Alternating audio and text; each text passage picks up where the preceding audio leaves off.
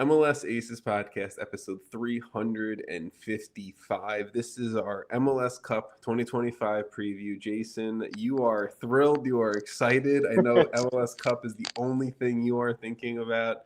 But how are you other than life, being life? Yeah, I'm good, man. The Chicago Fire came to my apartment. Yeah. The Chicago Fire. For Really just, people who don't know, which is literally everyone, there was a big yes. fire in my apartment. Not my apartment, in my apartment building. I'm obviously in my apartment, and it's fine. It's just I'm dirty. I'm gonna safely assume everyone is safe and there is no Yeah. harm No, to. no injuries, which is great. Yep. It was contained. It was a pretty big mess, though. I mean, I can imagine. I can imagine. You showed me some photos already, and does not look like fun that No, person is dealing with. And I'm it glad. smells pretty rough, but Yeah, here we I are. mean that's probably the worst part for you personally. Yeah, Is well, actually, the worst part was like I would just like put my finger on the counter and it would be black. yeah, you see. We said it before we started recording. The cleaning needs to happen. There needs to be I did a some. whole clean of the whole apartment today, and I still don't feel clean. It's probably not going to feel clean for a while. I'm sorry, Yeah, buddy. no. That one I'm sorry about. But look, Saturday, maybe if the apartment is clean, you can kick back, put your feet up, and watch MLS Cup. That is the That's goal. the That is the plan. plan. Yeah. Like we're gonna talk about both semifinal games. We're gonna talk about the final. We're gonna make our pick. Obviously, it's Inter Miami hosting the Vancouver Whitecaps. I got both jerseys on my shoulder. I'll throw a jersey on, I guess, of the I have person that neither jersey on my shoulder. it's okay. I mean, this was Christmas gift 2 years ago, and then this I bought off our lovely old co-host and friend Sam Nelson. So, you know, bringing it all together here today. But look, the other news and notes around Major League Soccer don't really matter right now. There were some signings around the league. You guys signed a U22 initiative center back. Nashville signed a center back. Union record transfer fee for a striker. We'll talk about all of that post MLS Cup in the offseason like we normally do, but just throwing the news and notes out there for you guys listening just to, keep you what's going on around the league. And New York City hired their replacement sporting director in Todd Dunivant from the Sacramento Republic in the USL Championship. I like the move. I don't want to bore people with the NYCFC sporting director hire conversation, I but mean, I think it's important. That's like arguably the biggest role possible. I mean, it's weird. My own, and I said this on social media, so I'll say it here. It's weird to me, not necessarily a bad way. So maybe weird's not the right word. Different to me that an organization like NYCFC, that is part of a larger global city football group, went to the USL Championship to find their next sporting director. I'm not against it. Please don't get me wrong. I actually love the hire. Sacramento, since 2018, when Dunivant was hired, has been like, outside of Louisville, maybe the most consistent USL Championship club. They made that Open Cup final in 22. They made the USL Cup final this year. Playoff 7 of the 8 years he was there. So, like, I'm here for it. I just didn't expect it. I mean, if anything, it's a promising sign. Like they're actually very committed to New York City and they're doing proper scouting and paying attention, Someone right? Like, I was texting with someone about the hire and they were like, it's just like not expected, whatever. I don't know, right? Like City Football Group obviously scouts globally. So maybe yeah. they were like, there's this young front office member in USL. Let's give him a shot at NYCFC, see if he can prove it, and maybe we get him into City Football Group after. I don't know. Maybe. But Yeah. I'm here for it. I am here for it. And obviously, look, Dunivant like played in MLS for over a decade, was a pretty big time player on the Galaxy during the Galaxy's like prime heydays. So I think he will do well. I'm going to be positive about it and move on from that point. Jason, the two semifinal games that we experienced last weekend were not personally for me a ton of fun, but a ton of fun to watch as the larger MLS fan. I mean, the second game for you was probably a decent amount of fun. I mean, I was just pissed off by the time the second game got Fair, to, fair. but it was a much more relaxing game, other than me, kind of like ass cheeks clenched for 45 minutes until Inter Miami really just opened up the doors. But let's start with the first game, the Eastern Conference Final, Inter Miami hosting New York City FC. I wrote Miami dominated in the Eastern Conference Final to win 5-1. I don't think the scoreline, and you said this too, the scoreline was not representative of the performance that New York City put in, but I do think it was a pretty obvious talent discrepancy on the field that ultimately kind of exploded in the second 45. Yeah, I mean, I think dominated might be a harsh word, which is crazy to say in a 5-1 defeat. But it really, like, up until that 67th minute, this was a game. Like, this was a genuinely a game that, like, I wouldn't say you guys looked the better team, but you looked competitive. No. Like, you looked like a team willing to, like we had talked about, like a team that was just going to put full effort in every single minute. And obviously, I think maybe you could just argue that Miami eventually wears every team down and scores a shitload, right? And that just eventually they're going to break through. They have Messi, who has the talent. Everyone on this team, it's just deep. There's so much talent. Oh, foot cramp. Oh my God. Anyway, yeah, we're good. There's just I didn't know what happened. No, I'm good. There. I think like by the time the 67th minute goal happens from Silvetti, this game was kind of still there to. I wouldn't say you would like deserved to win it, but like it wouldn't have been like a crazy result if suddenly New York had scored a goal there. And then after that, I think it was like maybe you guys got gassed. Look, I think it was New York City was up against the talent discrepancy due to injuries and everything we've spoken about in these playoffs in the Union game, and it was an absolute fist fight to get past the Union. I think, like we said last week, New York City tried doing that again in this matchup, and it lasted for a little bit. I mean, it was what other choice do they have? And they went full foot forward on it, and it almost kind of somewhat worked for 45 minutes. I will say I like Maxi Morales as a 38-year-old Argentine getting under the skin of Lionel Messi, a 38-year-old Argentine. I mean, like it's what I need is Maxi just trying to just shithouse his way into into getting a win for his club. But look, right, like ultimately Miami broke the doors open, like you mentioned, with that Silvetti goal. Segovia tagged one on, and then Tadeo Allende, I mean, like hat trick. He's absolutely on fire. Was the Segovia goal was just Jordi Alba doing some crazy beautiful. Segovia, the beneficiary at the end of Jordi Alba being Jordi Alba. But I mean, towards the end, like why I think it was like it's hard to say that they dominated in a game like they won 5-1 is because after that, like once it got to 3, those last 20 minutes were just wide open for Miami. They kind of just took whatever they wanted. And credit to Miami, I feel like that's sort of their game plan in a lot of these games. It's just like hammer you for 90 minutes, and then eventually once they break through, it's kind of like the floodgates open. Yeah. Especially because like once they start getting I don't know if getting confidence the right way, but like once they kind of have you on your back foot, they're just unbeatable because you're just backtracking and you're running, trying to defend, the whole team. Like there's so many names. I don't know. It's like you're trying to manage, right? And I think we saw this with Nashville, we saw it with Cincinnati, and now we saw it with New York City. You're trying to manage Messi and Alba and what Silvetti's brought, and Tadeo Allende being on fire, Ian Frey, getting much into the attack when he's been healthy at the right back position, Rodrigo DePaul and everyone else, right? And then it's like, okay, fine, you hit the 60th, 65th minute, and this team is bringing on maybe your mind isn't as sharp.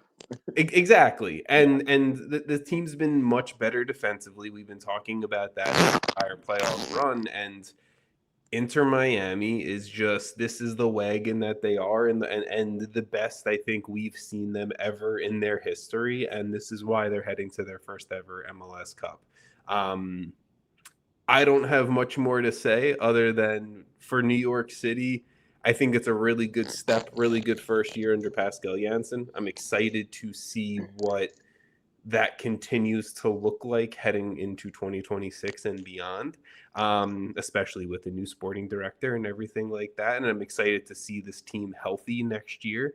I do think that maybe the first move from Todd Dunivant, re-sign Justin Hack, please. That would be the nice thing for me to see, for Dunivant's first kind of step as sporting director of New York City. But in all honesty, he's coming in with a lot of work to do. he's coming in with a lot of work, but he's coming in also with a pretty strong roster Yeah. at the same exact point. But a lot of decisions. For sure. Nico Fernandez being there, though, he gets to build a team around Nico Fernandez, and he gets Alonso Martinez back and Keaton Parks, and just re-sign Justin Hack. Let's prioritize health next season for exactly. New York. and maybe a little bit of depth, too, because, they didn't do the work until the summer, which is fine. I get it. It's the Sounder way. The Sounders have done it for years. So the brutal thing is, getting this far guarantees nothing for next season. No, it doesn't. It doesn't just even brutal year to year. You saw last year's final. Both teams missed the playoffs. So why you gotta be so negative about it, Jason? I'm not negative. I'm just saying, hey, it's been a rough week. Someone lit a fire under me. and good point, and thank you for bringing up next year, because we do, with these games, we do have all the teams playing in Champions Cup next year. So New York City is not part of it. So making the conference final, you're right, Jason, doesn't mean shit, because it means nothing for next year. But Seattle, Inter Miami, LA Galaxy, Nashville, Philly, Vancouver, Cincinnati, San Diego, and then LAFC was the final team to secure a spot. That's a really strong group. It's maybe the strongest, outside of whatever the Galaxy are going to look like next year with a healthy Ricky Puig. But we will see, I guess. But good group for sure.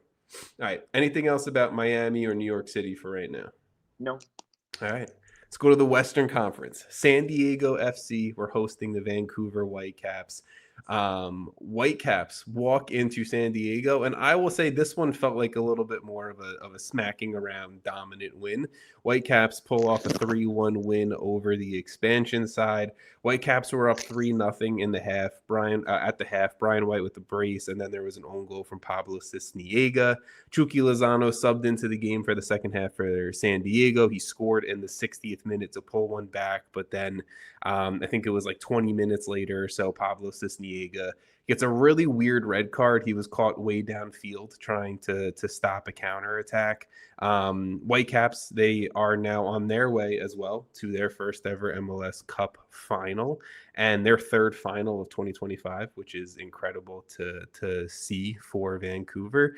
And then San Diego, they're eliminated after arguably, and I will keep arguably on there because of Jason's Chicago Fire, but arguably the greatest expansion season in Major League Soccer history. So I guess we can start with Vancouver first. Obviously, the winners, the team going into MLS Cup. This has just been the year of the Whitecap. 2025 is. We started the offseason, if you can remember, all the way back to this point last year, Jason, talking about how this team's potentially going to be moved, sold. BC Place, the contract there is running out. Who's trying to buy this team? Then they go on the CCL run. Then they keep up MLS action. They win the Canadian Championship. They're fighting for a supporter shield. They're fighting for top spot in the West. Now we're here. Vancouver, Jesper Sorensen and this entire roster deserve all the credit in the world for getting to this point once again. Yeah, I mean this is a team that I think at least I say it all the time is like there's certain teams that just kind of have like that whoever's in knows what they're doing, and I think when you get to these late in the playoffs, you get to start to see these teams that are just like machines. Yeah. And I think where we're at with Vancouver, especially this season, has reached that point. Sorensen, to his credit, is done a phenomenal job. I think Tomas Mueller coming in cannot be like understated as like the timing of that move was amazing. I think that was really the point in the season where you could have seen this team start to falter a bit. And they did the opposite, and Tomas Mueller came in and really helped continue the culture and even build it up and be really committed. I mean, they've had big injuries. Like Ryan Gauld has missed most of the season. They're not played in most of the games, full 90 minutes. And we're talking about a team that's in MLS Cup, like you said, won Canadian Championship, made that run in CCL. But like this game, I mean, obviously they get off to an amazing start. I mean, they're up 2-0 in 11 minutes. That completely changes everything about the game.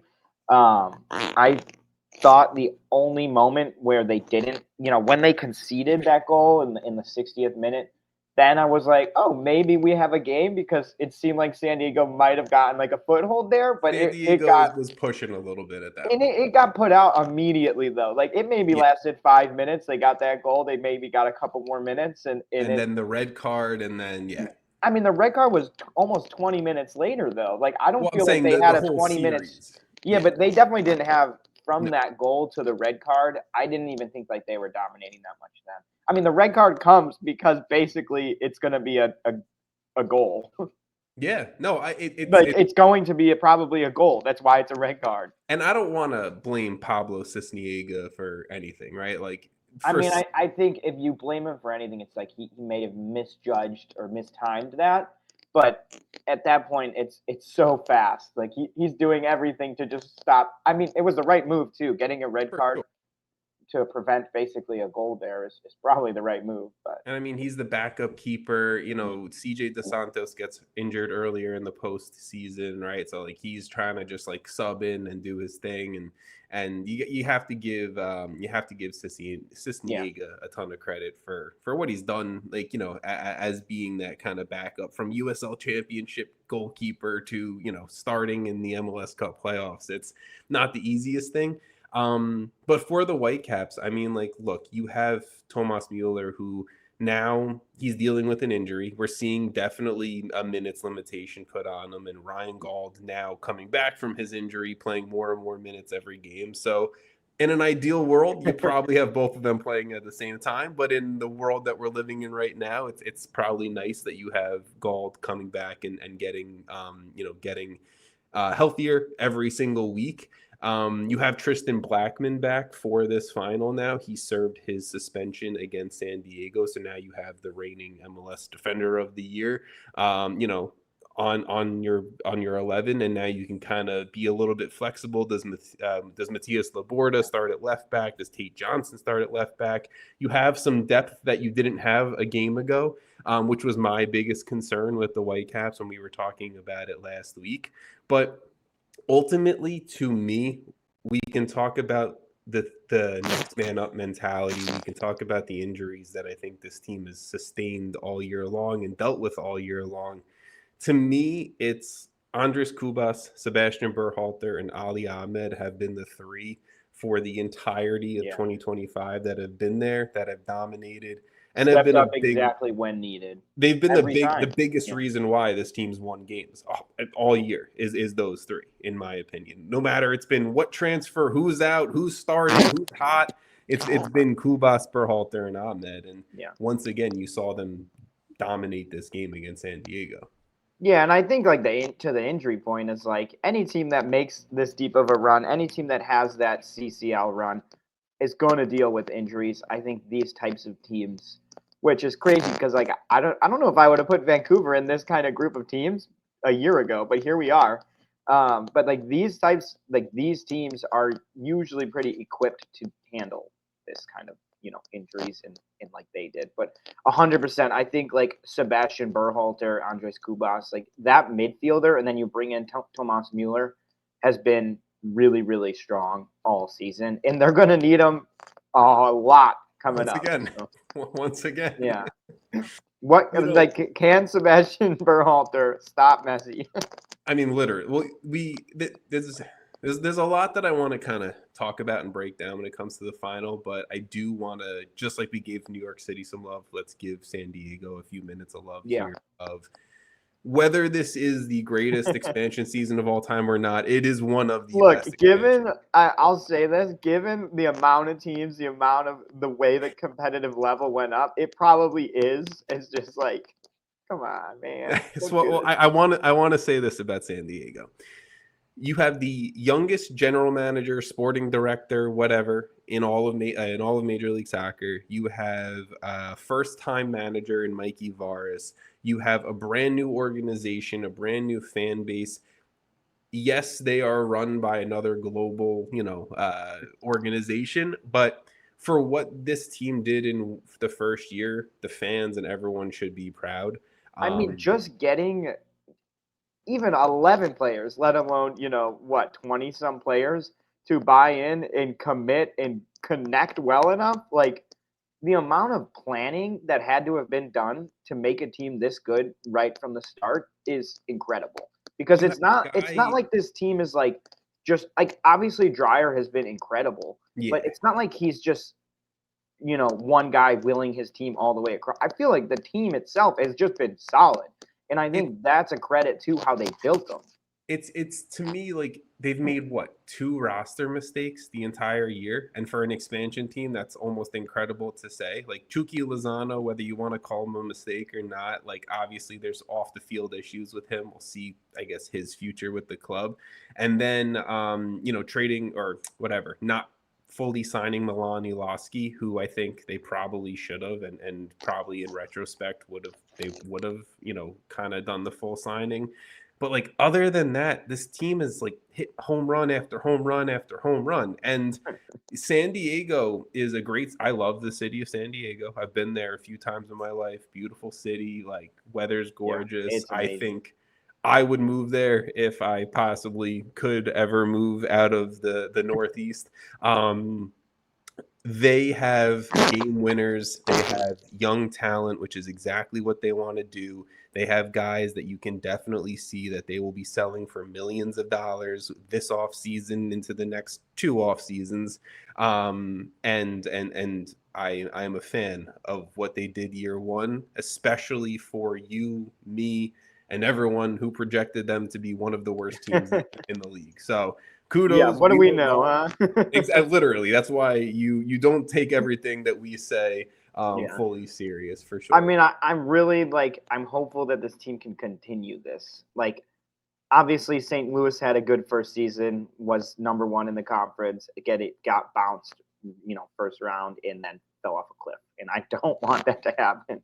And I don't think it will. I think it's a slightly different situation, but yeah, I don't want to see that. Sustainable. This seems way more sustainable than what St. Louis did. St. Louis overperformed and then got murdered in the playoffs, right? Like this was San Diego fighting through everything, and they're not a perfect team at all, but I think San Diego are not going to finish first in the West next year, but I think if they finish in the top 5, 6, you're trending in the right way that you want to see a Major League Soccer club operate. So shout out to San Diego. That might be the most dedicated time we've given them all season long, which is a little sad. That's on us. That's on us. But we do love you, San Diego. All right, Jason, are you ready to talk every possible outcome and direction of Major League Soccer of MLS Cup 2025? How many outcomes and directions are there? There's a lot. I mean, I guess there's 2, but I mean, I was gonna say, who wins, who loses? The minor details. Wait, before we move on to MLS Cup, I think we should update everyone on how our playoff picks are going, as I brought in some ground here. Sure. you got some grounds for a race that you can't win. But Jason got both of the conference final picks correct. He went 2-0. I went 0-2. Currently, through the 16 games the 16 matchups that we could pick, I am 12-4, and Jason, you are 9-7. You're back in the positive. I'm proud of you. And let's see, you're gonna finish positive, which is even if you get MLS Cup wrong, you're 9-8. You're I'm looking going. good. This MLS Cup is a lot of head versus the heart. I don't know about that one. Let's talk about it. So, Inter Miami versus the Vancouver Whitecaps. This game is Saturday, December 6th, this upcoming Saturday at 2:30 p.m. Eastern. The game will be played at Chase Stadium in Fort Lauderdale, Florida. I'm going to run through some facts here for you and for the listeners. Vancouver lead the all-time series versus Inter Miami. There's only been 3 games. Vancouver leads with 2 wins and 1 loss. Both of those wins coming in 2025 during the CONCACAF Champions Cup semifinals, where Vancouver spanked Miami. Miami at home this season, 14 wins, 3 draws, 3 losses. That includes the playoffs. Vancouver on the road in 2025, 9 wins, 6 draws, 4 losses, again, including the playoffs. So both having pretty decent records for their respective location in this game. Inter Miami in these playoffs, 4 wins, 0 draws, 1 loss, 17 goals for in 5 games, and 4 goals against. Obviously, Messi and Allende, 2 of the big names we've spoke about before, them kind of leading that 17 goals for charge. The Vancouver Whitecaps in these playoffs, 2 wins, 2 draws with 0 losses, 9 goals for and 4 goals against, which is still incredible in 4 games that they scored 9 goals. That's like normal, not insane. Exactly. That's normal soccer. Ali Ahmed, like good. White, leading the charge there. And then the only real suspensions and injuries to kind of really focus on, Miami, pretty healthy. They don't have David Ruiz, who they really haven't had these entire playoffs. The Whitecaps, obviously missing Ranko Veselinovic and Sam Adekugbe that they've been missing all year. Bilal Houlibaly tore his ACL against LAFC, so he is obviously out. And then Daniel Rios has also been out the last 2 games for the Whitecaps, so we will see if he is able to come back for MLS Cup. Outside of the facts, Jason, you're right. There is a lot of heart in this game. To me, this is the most good versus evil that I think you could possibly find in all of Major League Soccer. I'm not on Miami's evil train necessarily. To a lot of the fans, they are. I'm not saying they are. I get it. A lot of MLS fan bases hate Miami for plenty of reasons that are technically fair reasons. I just I don't know. I don't necessarily really hate them. I don't hate Miami. I'm not one of those, but to the population, to the average fan that is going to tune into this game, I think this is the team right here that everyone loves, everyone's rooting for, everyone's been cheering for all season long. Then you got the team that breaks the rules and everyone likes to hate and everyone hates when they do well, whether it's justified or not. It is good versus evil. It is the majority rooting for one team and a minority rooting for the other. And I love it. This is the type of shit. This final to me blows MLS Cup 2024 out of the water a million. Oh yeah, I mean this final feels like this is the 2 best teams. Whether or not they were number ones in the conference is a different story, but it feels like it's 2 superpowers fighting against each other. You arguably have, yes, I think the 2 best teams in the league in this game, and that includes LAFC, that includes Philly, that includes all of it. I think you have the 2 best teams in Major League Soccer in this final. And I don't think it's that crazy to say either. No, it's really not. And then you have the best player in the league in this final as well with Lionel Messi. And I know people are going to be like, of course, this is where you start, but no shit, this is where you start. Yeah, get out of here. You think that's the take? What? No, we're going to mention Messi, who has 24 goal contributions or whatever. Third.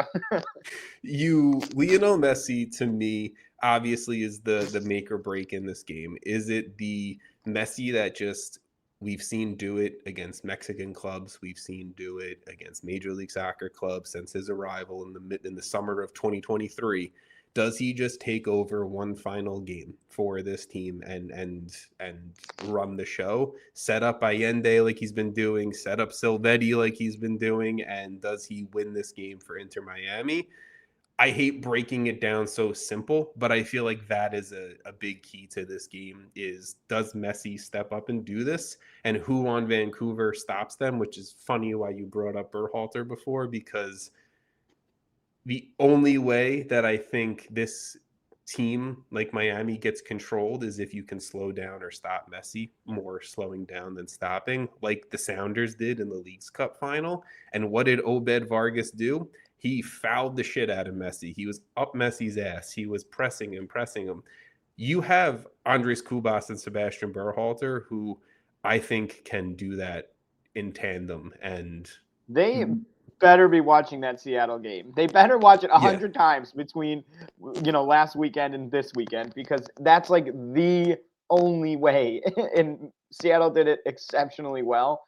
Also, I think Messi's just at to be fair to this current version of Miami, they're just at a different level than I think they were even a month ago. This is the best we've seen them. Yeah. I mean, Messi alone has 11 goal contributions in the playoffs, 6 goals, 5 assists. That's absurd. Like, when he's playing like this, and you're essentially getting, I mean, even last game he only had 1 goal contribution, I think, which is crazy in a 5-1 win. He's opening these doors. Like, the reason there's so much space is because of Messi. So yes, I agree. I almost said Obed Vargas. Sebastian Berhalter and Andres Kubas really got to take a page out of Obed Vargas's book and really just stick to Messi. It's easier said than done because you're really letting a lot of other players have extra space. And I don't think, Silvetti obviously wasn't playing at the same level. Allende is playing at a much higher level. I think Jordi Alba has been really good in the playoffs. Busquets has been solid. I mean, I'm probably missing 1,000 people, but they have been at a different level than when they lost that game in Seattle, and they're home, which I think is, well, obviously Vancouver's a solid road record, but there's just no question that it's harder to play on the road. I mean, beating San Diego on the road is a massive achievement. Yes. It's really tough for me. I love the spine of the Vancouver Whitecaps. I love Brian White down to Thomas Mueller, down to Kubas, Berhalter. I mean, this team is just super lovable. They're just super likable. I think we were texting about it. They're just fun. They're really, really fun. And you want them to win. They're one of those teams where, they're really good, but for some reason you just feel so much I want you to win so bad because they just make it feel so pure. But it's also not because of one player or just a Thomas Mueller, right? Especially because Mueller, since he's picked up this slight knock that he's been playing through, hasn't been scoring in bunches and hasn't really been. He also wasn't there for this team was good before he got there. Yes, but what I'm saying is as of right now, I'm turning on the Vancouver Whitecaps to watch them. It is Emmanuel Sabi, it is Ali Ahmed, it is Brian White, right? It is these guys that I'm they're not the household names of a Thomas Mueller. They're not Sebastian Berhalter, who people know from the USMNT. They're not, they're not, I don't know, they're not anyone on Miami that anyone's really going to know. I mean, right? Jaden Nelson has played some crucial minutes for them this year and done really well. I mean, the start of the season for a lot of those wins were Jaden Nelson. I mean, look, you have Ralph Priso playing center back, and he was not a center back in his career, and he has not been a center back up until. And we didn't even talk about Takaoka. He was so good against San Diego. That is your dude. This is where it sits for me. Is the Vancouver Whitecaps got over LAFC. That was the monster in the closet. They got past Buwanga. They got past Heung-min Son. They got past that mess of a game. Now, did they, stumble their way to get to past them 100%? But they did it. My concern is LAFC or Vancouver might have got got a little lucky that a few bounces for LAFC didn't go their way. Look, Belonga hit the crossbar yeah, 15 times in 10 but seconds. also LAFC is like literally been the bane of Vancouver's existence for 4 years or whatever. Like it feels like every single year, and we talked about it earlier when they were playing or before they played. But like that felt like a like you got over the mountain type win. Do I think they have another one in them? And they've done it all year long. So my brain's like, no, of course they have another one in them. They did it against Miami in Champions Cup. They went on, to balance an MLS regular season with the Canadian Championship run. They've gone on to beat LAFC in the playoffs, then San Diego in the playoffs, and here they are against, I personally think, the best team in the league in Inter Miami. And you mean the team that the last 3 games they've played have been 4-0, 4-0, 5-1? Yeah. But there's also that. That's ridiculous. I don't know, man. I'm trying to not fall into the it's Miami, it's Messi Well, trap. what's crazy is I feel like it's just hang on. I feel like it is a trap because Vancouver has proven it. Vancouver's proven it against this team. Yes, was it in Champions Cup in fucking February or March when Ustari was still in net and the back line wasn't figured out and Suarez was still starting over Silvetti. Yes, that's when it was. So it's like I'm trying not to just be like it's going to be Miami. It's destined to be Miami because that's what it almost feels like. It's weird to me because just thinking of how these playoffs has played out, we hammered how good the East was for weeks. All season long. And the playoffs have been such a they've been fun. But for the East side of things, honestly, the teams I thought were going to be there aren't there. I mean, Miami is one. I think you had Miami Cincy on the one side. Yeah. And Philly moved on, but I think the Philly team we saw wasn't the same Philly team. I thought Orlando really fell off towards the end of the season. I don't know. I just challenge you. I think the only team that really, I'm not going to say any team shocked. I think you had, of the Final Four, you had 4 of the top 5 teams. I guess I don't know. Maybe this was why it was so competitive, is why it feels weird to me. But I don't know. When I look at the runs, I almost feel like Vancouver's had a tougher few games, even though it just seems like that shouldn't be the thing. And maybe it's just me looking back at it revisionistly and just being like, maybe it was harder, but also maybe Miami's just made this look easy.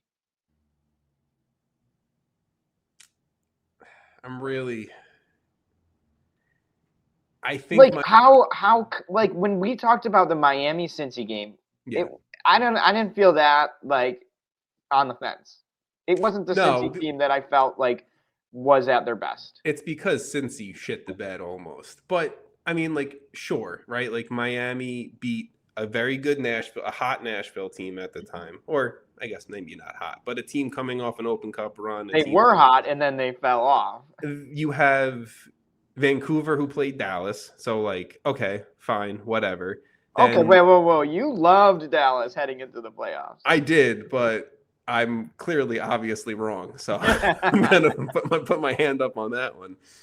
Yeah, I think it's fair to say. What's weird is just when I look at the top, let's just say 5 in the West, I feel like those teams lived up to their rankings more than I think the top 5 in the East did. Is that fair? Maybe that's not fair anyway, but do you get what I mean? I get what you mean. I think San Diego played like a 1 seed. I think Vancouver has obviously played like a 2 seed. I think LAFC has been a really, really scary good 3 seed. I think Minnesota and Seattle are both scary teams.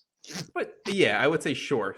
Philly and Cincinnati didn't play their I don't think they played up to their level. I think New York City outplayed themselves, but I don't think Charlotte was at I think Charlotte played to the level of New York City, a 4 or 5 seed, and But would you say if Charlotte played Minnesota right now, who are you picking? Charlotte. Okay, fair. I think I'd pick Charlotte.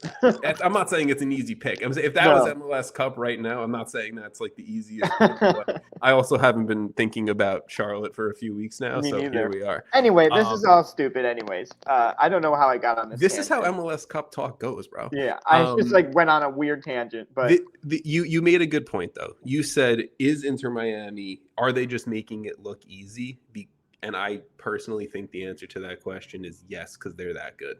Yeah. And I'm trying not to simplify it. Like, Vancouver's fun. Vancouver will play, like, whatever you throw at them, they're going to adjust and play to the game that you throw at them.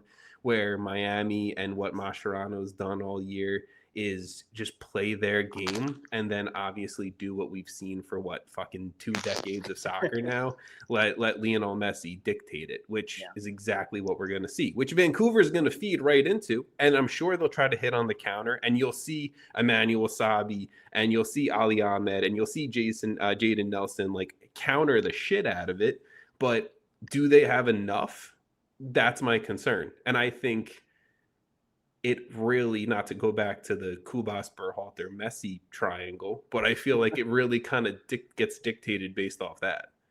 But I mean, yeah, I think I personally think like there's enough on Vancouver to do it. I think to both of our point, like Miami is just terrifying, and I think when you like have a player in Messi that is simply like you either mark him with 3 guys essentially, or like we're literally talking about 2 midfielders essentially locking him down, and even that might not work. Like, that's the thing. It's really hard to sit and be like, yeah, like, oh, just lock down Messi. Well, yeah, you think every team they just played haven't tried that? Yeah. And all these teams have gotten here because they were good teams. Like, I guess to my poorly made point, the East is a really strong conference. The top of the East is a tough place to be. And Miami did make it look easy. And it's not like Nashville or Cincy or New York City went in like, oh, how do we deal with that Messi guy? Like, I'm sure they also watched the Seattle game and tried to make those adjustments. And it simply wasn't good enough, or it's just very, very difficult because he still has 11 goal contributions. So like, and we're not even like the whole point is, sure, some of these teams have looked pretty good against Miami for 40 minutes, 45 minutes, 50 minutes. What happens when they score a goal to make it, let's say you're winning. Let's say a similar way pans out, Vancouver goes 2-0 up. If Miami scores in the 50th minute to go 2-1, what happens next? Are they going to start doing their thing and winning, 4-2? I don't know. I guess it's like, if I'm Vancouver, if I'm Jesper Sorensen, if I'm Thomas Mueller and Brian White in this attack, I'm trying to, which they've done in recent games, I'm trying to score as early as humanly possible. I'm trying to get an early goal. I'm trying to put Miami back on their toes a little bit, and put more of the pressure on them than allowing them to dictate the game at home how they want to, which maybe is like, they're going to come out like they did against San Diego. They're going to go right at them. And I think that's what you have to do. Put pressure on this back line. Sure, like you said, they've been good. I'm still not, over the mistakes that I've seen this defense have the ability to make.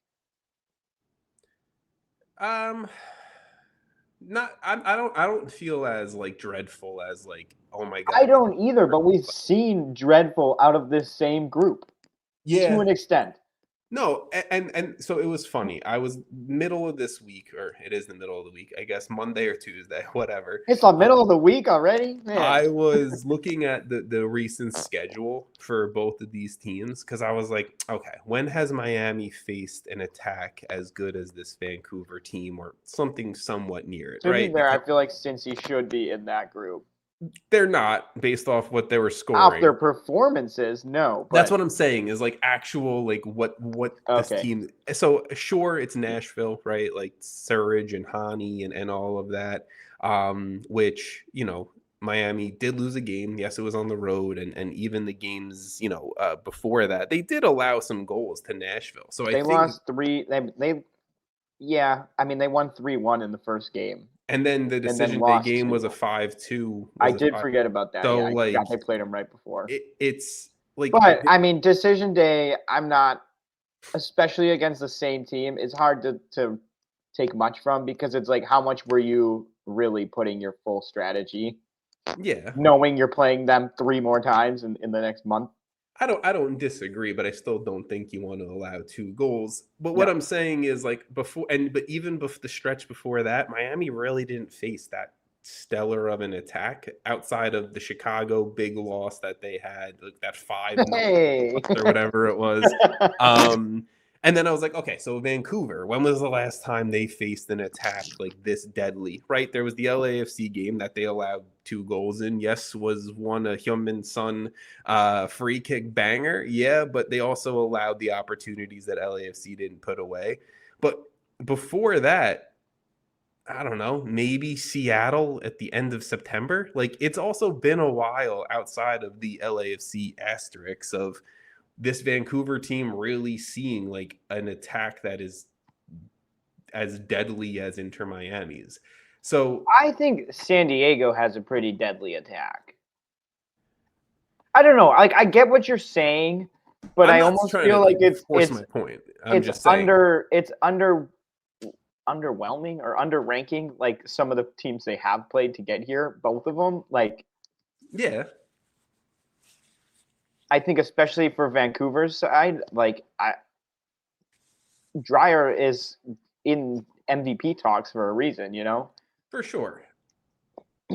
I think my argument that I'm saying here is much more effective for Miami or against Miami than it is against Vancouver. Not that I'm against I either. would agree. I think like where you were going with it, I was kind of understanding, and then when you started talking about Vancouver, I was like, well, I feel like Vancouver has played some pretty good teams. I mean, Which is even Dallas towards the end of the season was a good attack. which is maybe to the point of what we're saying of Vancouver has fought through a tougher schedule to get to Yeah. MLS Cup versus what Miami's But done. then again, like I said, is it just are we just writing off some of these teams because of how good Miami? Like it's one And of the those score lines have shown Miami handle dominating. business. Like Yeah. okay, when they beat Cincinnati 4-0, are we sitting here like, wow, that was a bad performance, like a bad attack from Cincy, or was it like, oh, Miami just literally put their foot on their neck? Yeah. Like I fully agree. I think we've I don't know if there's an answer. Like I'm sitting here confused by it because I was almost saying the same thing at the beginning and then fell back backwards into to my it. point of like maybe they're just that good.